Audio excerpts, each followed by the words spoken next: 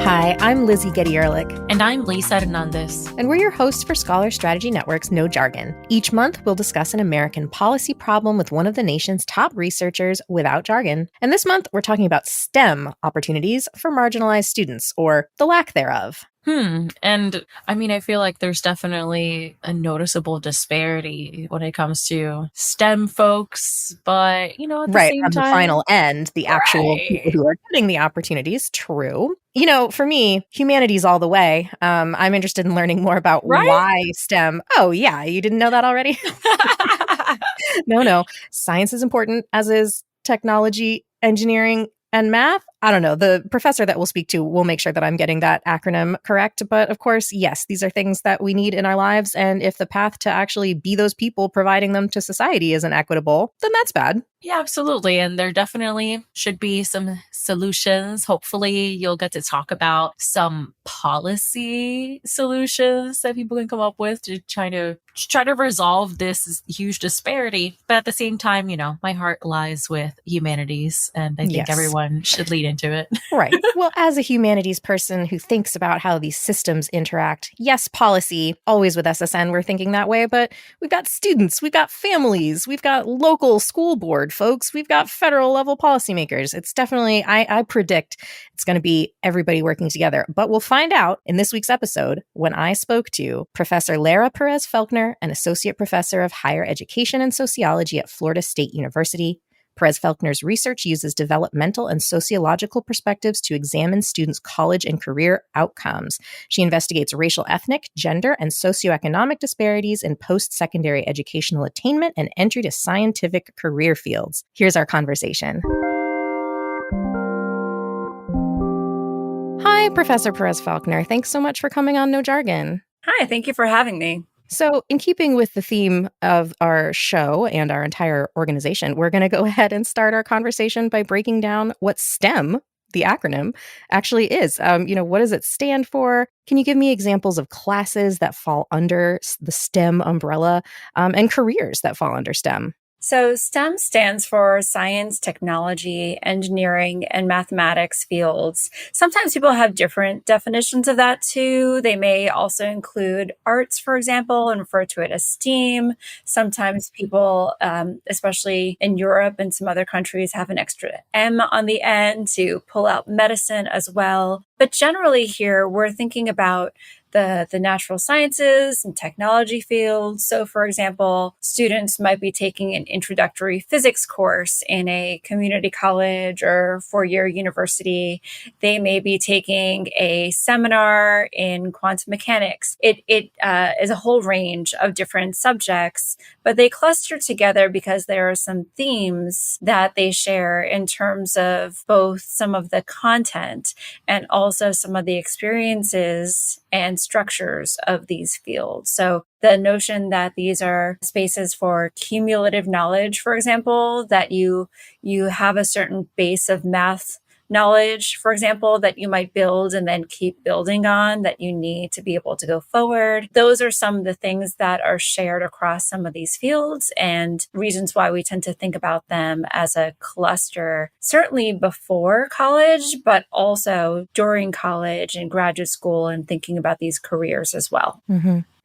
I want to ask you about, just to tee up the rest of our conversation, the advantages of STEM careers. And I'm also interested more broadly in your thinking about, I love what you just told me about why these things are grouped together in this cumulative knowledge idea, but also like why STEM? As a parent of younger children, this is definitely like a concept and a term that's gained popularity over the past few years. Mm-hmm. I don't think it existed, when I was in elementary school. And so I'm interested in, advantages and why, and is the why defined by the advantages, I guess, or not? Yeah, that's a great question. I'm going to start with the end first. Mm-hmm. So I think some of the interest is in terms of the research interest, in terms of schools and parents being interested in how to do STEM learning at home and STEM toys and toolkits and apps that you can buy for It's your really having a children. moment. Yeah. Yeah, I'm also a parent of school-age children, young school-age children, and also the daughter of a teacher. And so I have seen these things take shape over time. And so in terms of my research and a lot of folks' interest in this area of research, and also in terms of what's happening on the individual level with some families, I do think that that idea of these fields being stable sources of income, that they're like the careers for the future,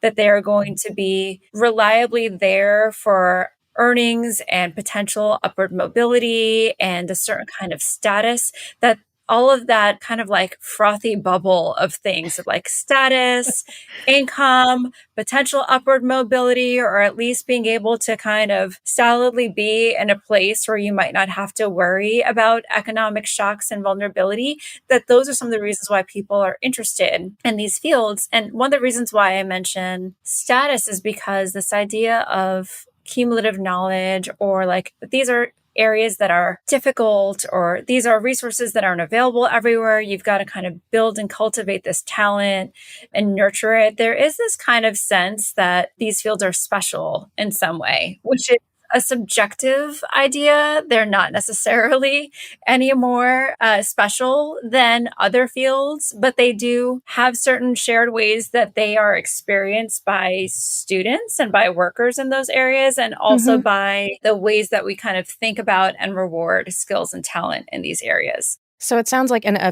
frothy bubble. It is indeed, and I loved that you used an evocative phrase, putting the A back in STEM where it's missing the arts part. Yes. But, so regardless of where you come down on why STEM, there's inequality, there's gatekeeping. And that's, I think, what we're mostly here to talk about today and what your research shows. And we want to start at the beginning. In the American school system, we're getting introduced to science and math early on. Those are building block things.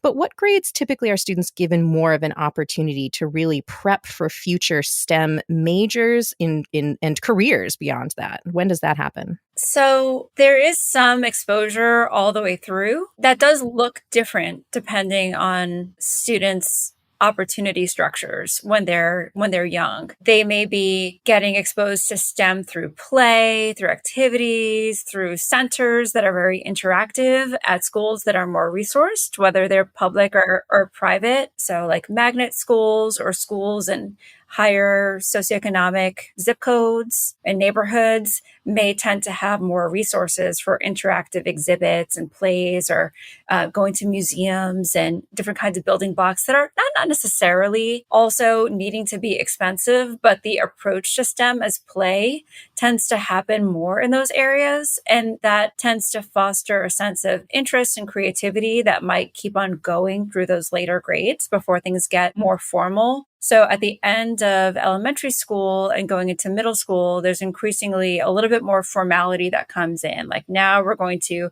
do this unit, or we're going to break science down into these different sectors and elements. And then there's the tracking starts to shift as you get into the later grades of elementary school, such that the beginning of elementary school is focused on reading capacity. And if there's any personalized learning or separation of students by measured ability as ranked and rated by teachers, or by their grades, or other kinds of things that are both objective and subjective, that tends to be focused on literacy at the beginning. And often around fourth grade or so, the switch comes to math. And then math starts to be that kind of organizing set of courses and competencies that makes friendships go together. So like, are you in these classes together with your friends? Are you in these kinds of programs? Are you getting pulled out to be in these opportunities, or go on these trips, or get invited to be in these clubs? And that keeps going over time, such that by high school, learning gets even more specialized and students start to get the opportunities to choose certain courses. Some of that also happens in middle school.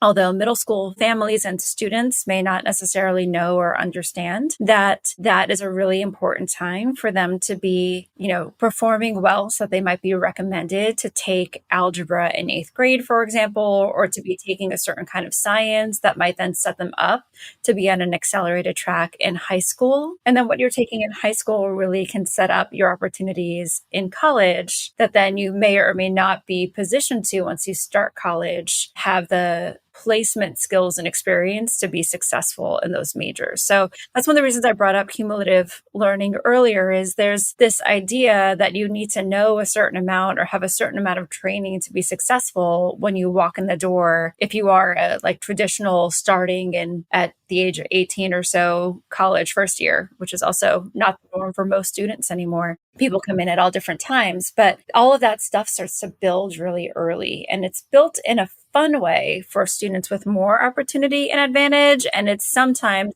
not framed as play or fun, or sometimes those science resources are not as available for students who are less economically advantaged, who also are more likely to be from racially minoritized groups and immigrants and low-income students. They may be in courses where they're learning with worksheets and flashcards and other kinds of things that may just not be as inclusive or welcoming to those spaces. And so we start to see attrition happen at really early ages. Yeah. And so that's, your research focus, some of your research focus is specifically on how marginalized students, people with societal disadvantages, are shut out of these fields. And that's the brief that you wrote for SSN that folks can check out, Transforming Opportunity to Support STEM Opportunity for All.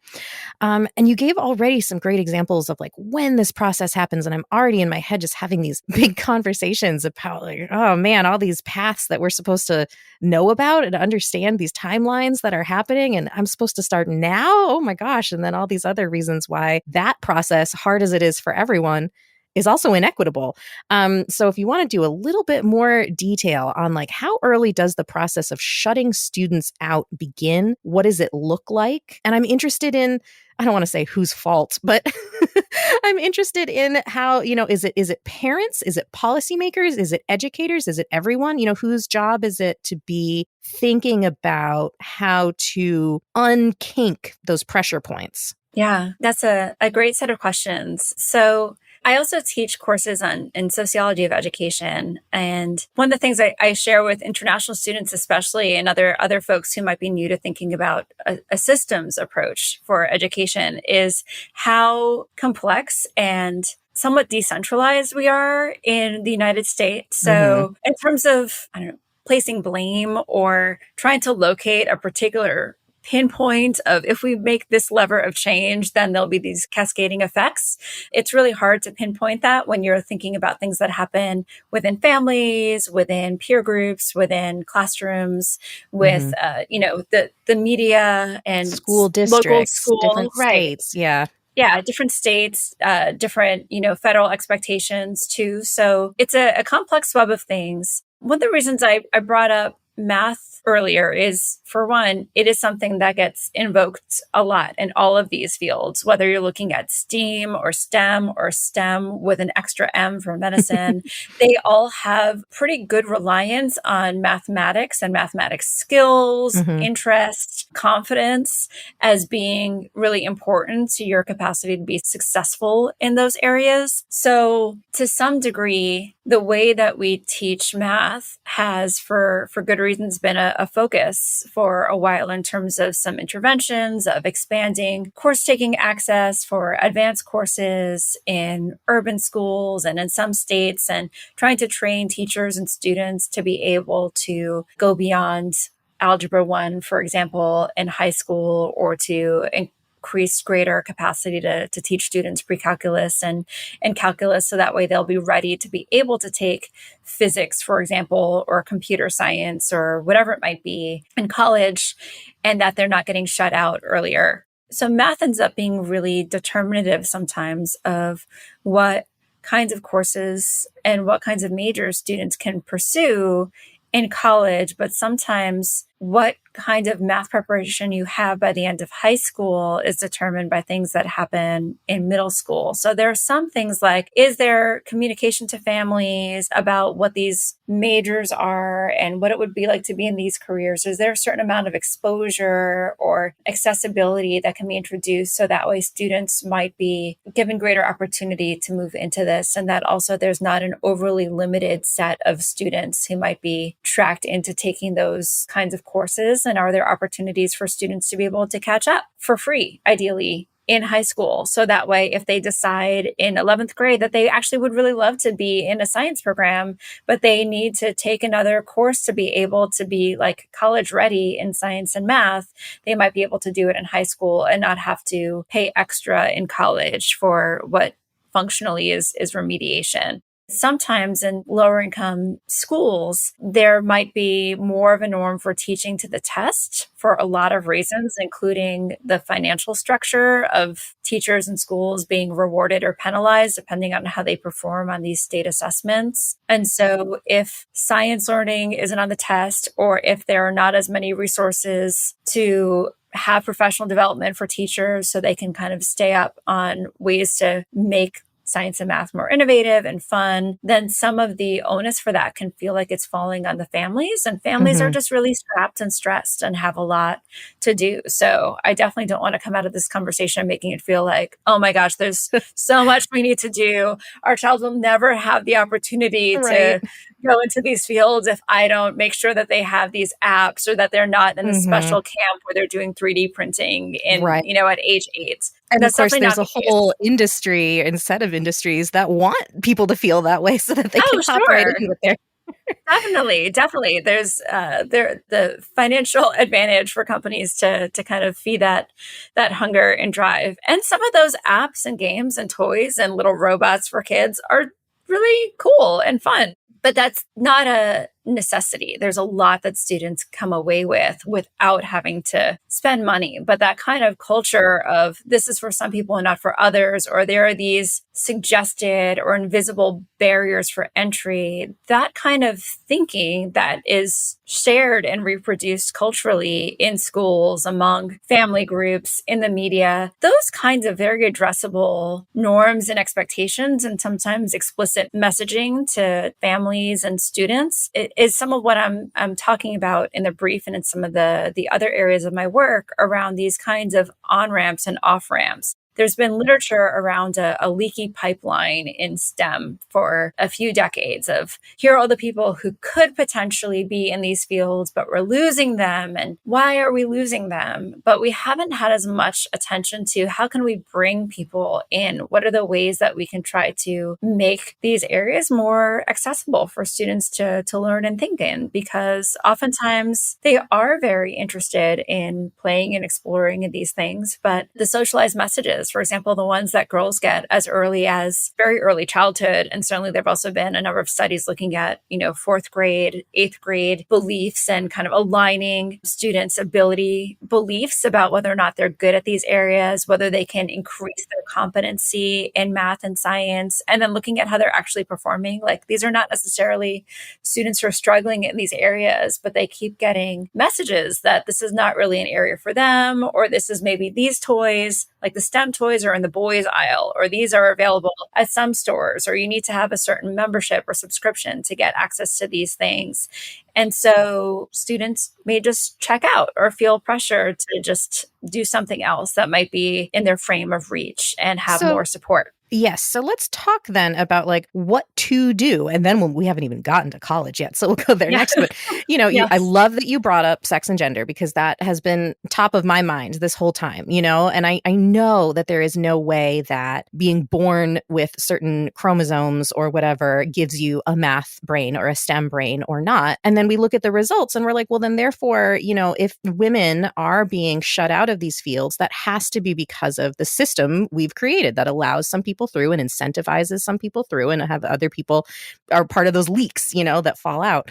That's one of the things that seems to be a barrier. You also write about STEM courses having this notoriety. They're the hard classes. And they both have a reputation for that. And then there's also the reality that GPAs tend to be lower. They're graded differently. And I'm just interested then about like interventions, like what can we do then? And we're still at the K through 12 level to make these classes less intimidating to students who are excited about math and science, regardless of their socioeconomic status, their sex, all of those things. But, what do we do to educate parents about those grade differences? Is there a fear that we'd need to make them less rigorous and then you run into problems at the college level? How do we address these issues? You use the word hard, and I think about even the way that we use that language around like the hard sciences, or this is also me being in the social sciences and in education, that sometimes those fields are talked about as the soft sciences, even though psychology and economics have just as much math and very similar methods as engineering in a number of other areas, but we tend to think about them differently. I don't think folks are looking to make the training less rigorous or comprehensive, or to kind of skip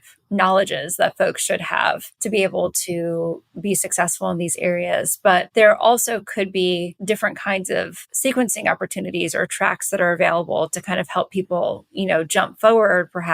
I'm not perfectly up to date on whether or not this is still happening, but for example, in some schools in Chicago and in St. Louis, you might be able to take summer enrichment courses. So that way you can kind of boost up a little bit and, as an alternate to doing camp or the summer, or maybe in the afternoon, you're doing kind of camp and play at your school, but then in the morning, you're taking a class while your family is working. Those kinds of opportunities can help families that are working paid work during the summer and need childcare that is safe and good for their kids, and also allows students to be able to do this academic enrichment without incurring a lot of costs or making it be this really cumbersome process. And something that I mentioned earlier too, around setting certain expectations, norms, or mandates for students to take, for example, a minimum of 3 years of science in high school. And then that way they're at least taking a certain number of years of courses, and they're not different from their friends for doing that. So some of the research on gender has, for example, looked at like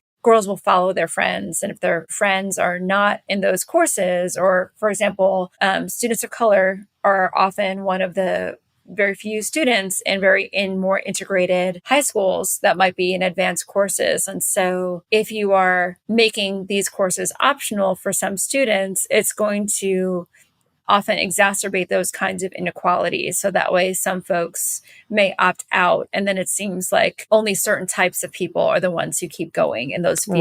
Right. And then those opportunities aren't reinforcing. There. Right. The ideas that we're trying to break down. So more on-ramps, more accessibility of on-ramps, accessible on-ramps throughout the K through 12 life course, to use a social science term, Yes. So that we're not just providing these tight windows of entry, and we're keeping people's interest, and we're combating ideas about who's supposed to be represented in those spaces.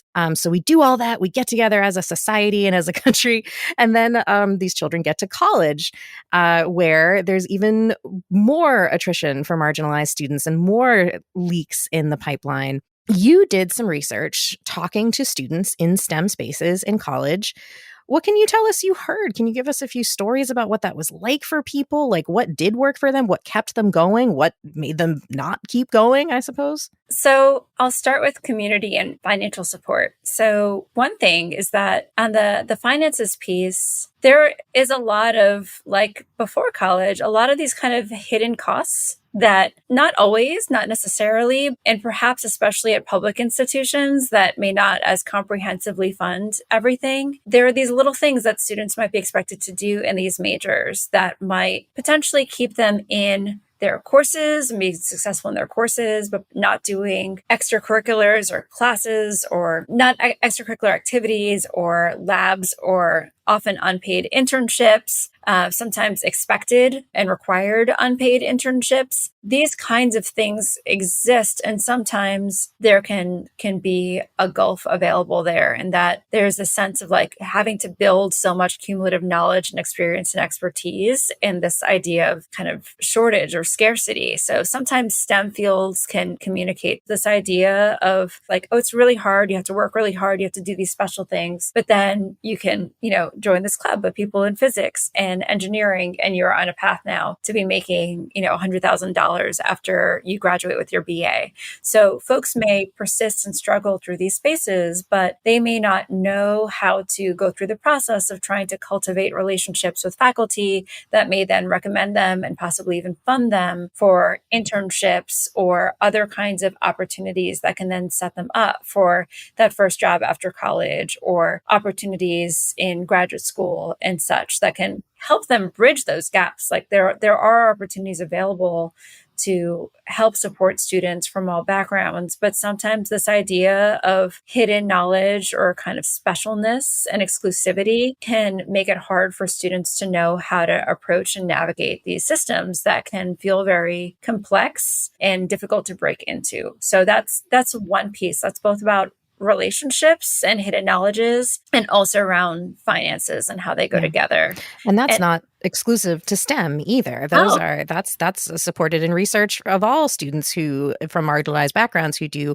make it to college, whether it's community college or otherwise, that there is that level of knowing that if your parents haven't translated it to you, your school district hasn't translated it to you, where do you get that? And so is that what you're hearing for folks? We want to hear more stories about people actually going through it in college. How did people deal with that? Yeah, those are some of the things that I've heard from students over time. And we've done interviews with students in engineering programs, including, very successful students that are in internships and in other kinds of, they're in the major.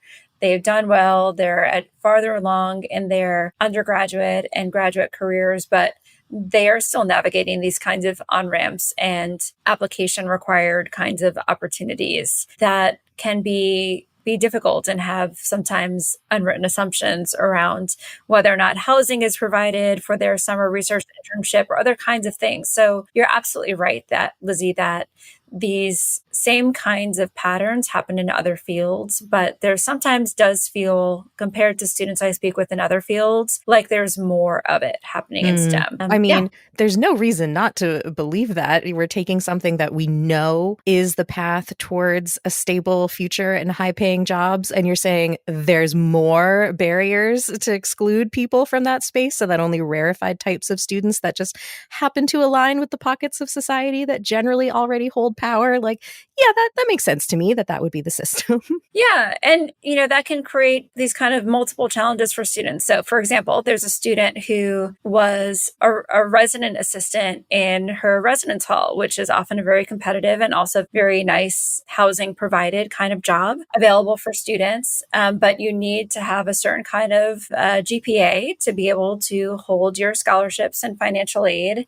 And these are jobs that, these are fields that tend to have lower grades earned by students. And so, this was a student who dipped below her 3.0 GPA, which I know, for example, when I was talking to students at my graduate university, the average GPA for upper class junior and senior physics majors was a 2.5, which broke me. I mean, I did leave STEM as an undergraduate student a year or two in. I moved to psychology from biochem. And so I never got deep enough to see all of my peers be at a 2.5, but still staying in that field. But these are fields that really do have grade penalties associated with them. And that perpetuates this idea of hard. So for this student who was hardworking, who was a well-rounded person, who wanted to be also in one of the music programs as an extracurricular and was invited to be in this engineering lab and was, a solid student through the first year, lost their housing job because they dipped below a 3.0 and then they didn't have a place to live and they got kicked out of their room and they had to sleep in the lab for a couple of weeks until it was discovered what had happened. And then it felt just so overwhelming to think about joining one of these research intensive internships over the summer that said it had funding, but when was the funding actually going to be there? And it all kind of vague. And so these are just things that students can fall into, especially if they don't have a buffer financially or families that can help them fill in. A lot of these systems were built for folks who have more advantage. And so if you have an 8-week period where you're not getting funding and maybe you also need housing, you can like find someone's couch to sleep on while you're also working a 15-hour a day job,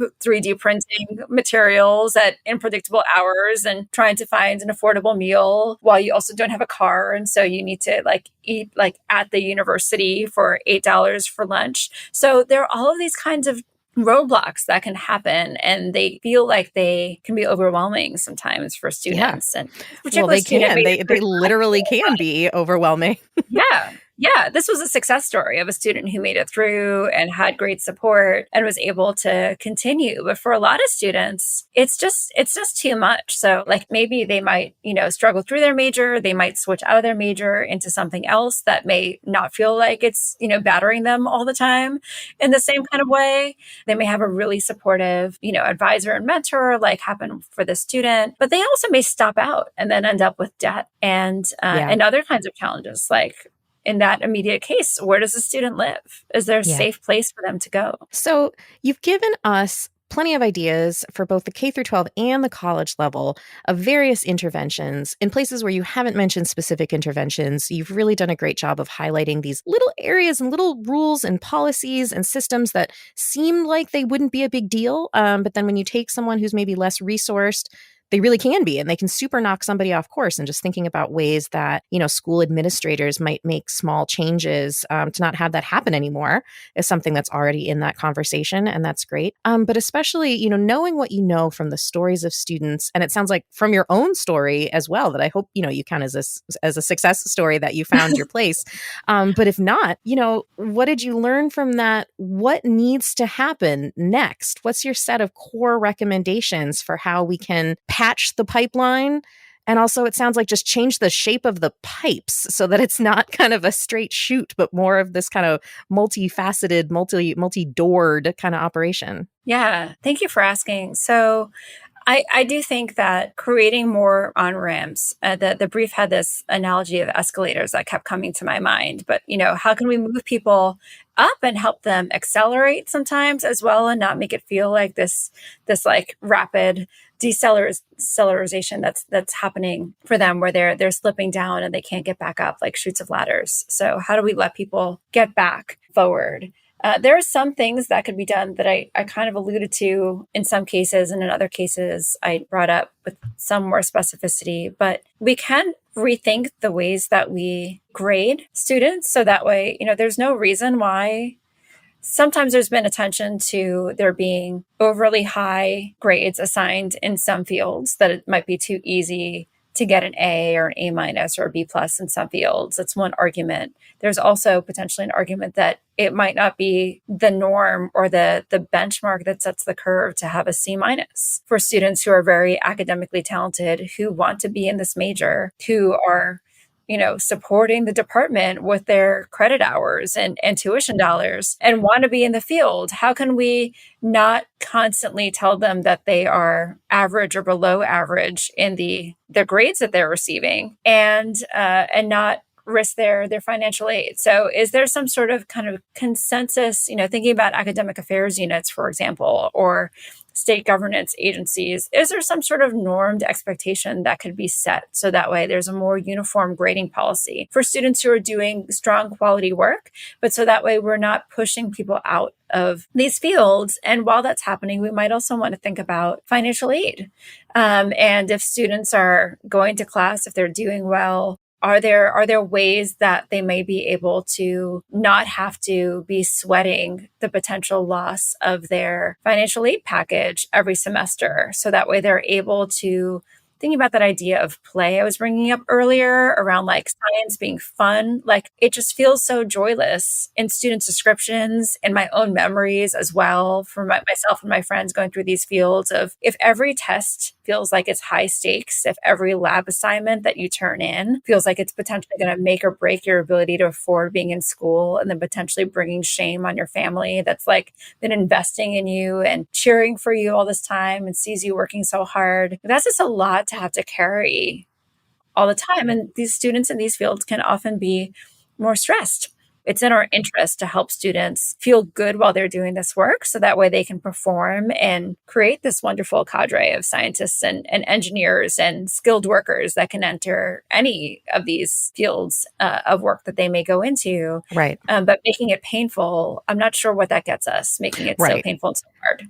Is there any specific policy recommendations? Like if you were a legislator or even someone like on a school board, what would you enact to try to address some, not all, don't worry, of what you've laid out for us today?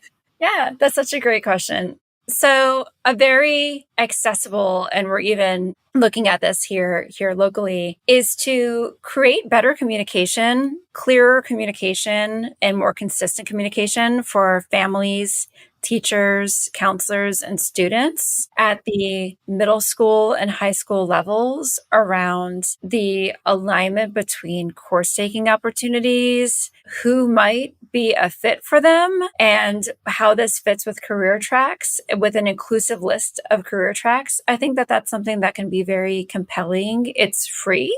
Communication and clear materials. It doesn't cost anything. And it's something that might be able to change the conversation with some professional development for teachers, invited workshops that might be available remotely or recorded for families and teachers, translated into multiple languages.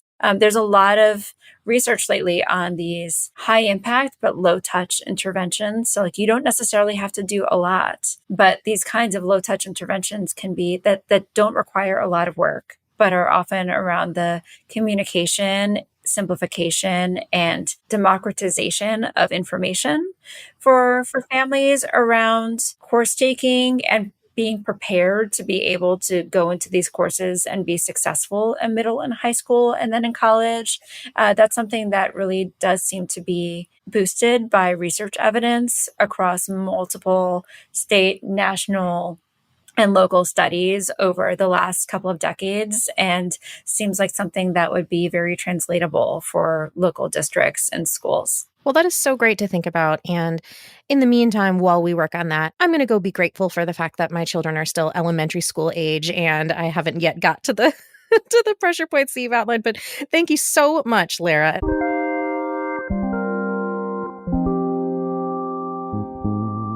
And thanks everyone for listening. For more on Professor Perez-Felkner's work, check out our show notes at scholars.org/nojargon. No Jargon is the podcast of the Scholar Strategy Network, a nationwide organization connecting journalists, policymakers, and civic leaders with America's top researchers to improve policy and strengthen democracy. The producer of our show is Mandana Mozanzadigan, and if you liked our show, please subscribe and rate us on Apple Podcasts or wherever you listen. You can give us feedback on Twitter @NoJargonPodcast or at our email address nojargon@scholars.org.